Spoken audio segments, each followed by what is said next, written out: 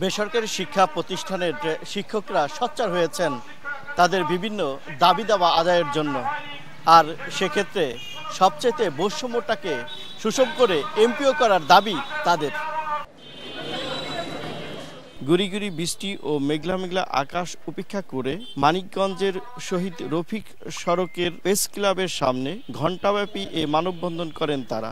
এ সময় বাড়ি ভাড়া, চিকিৎসা ও উৎসব ভাতা বৃদ্ধি সহ নন এমপিও ভুক্ত শিক্ষা প্রতিষ্ঠানকে এমপিও ভুক্ত করার দাবি জানান। শিক্ষকরা হচ্ছে জাতি গড়ার কারিগর, অথচ এটা আমরা শুধু মুখোমুখি বলি। এদেশের শতকরা 90% শিক্ষার্থীকে শিক্ষা প্রদান করে বেসরকারি স্কুল কলেজ মাদ্রাসার শিক্ষকগণ, অথচ এই বেসরকারি স্কুল কলেজ মাদ্রাসার শিক্ষকরা সবচেয়ে তারা অবহেলিত।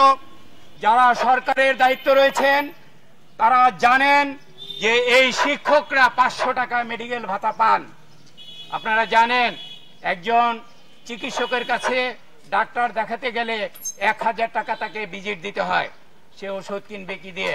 বাড়ি ভাড়া আমার পূর্ব বক্তব্য বলে গেছে 1000 টাকা পাই। 1000 টাকা একটা কুড়ে ঘরও হয় না, একটা পাখির বাসা হয় না, সেখানে আমাদের 1000 টাকা বাড়ি ভাড়া দেওয়া হয়। এই জন্য আমাদের যেন শিক্ষকরা রাস্তায় না বসতে হয়, এই আমাদের দাবি।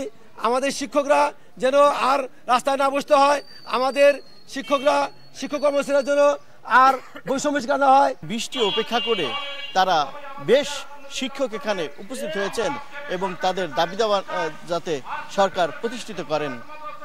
মোহাম্মদ ইউসুফ আলী, সময় সংবাদ, মানিকগঞ্জ।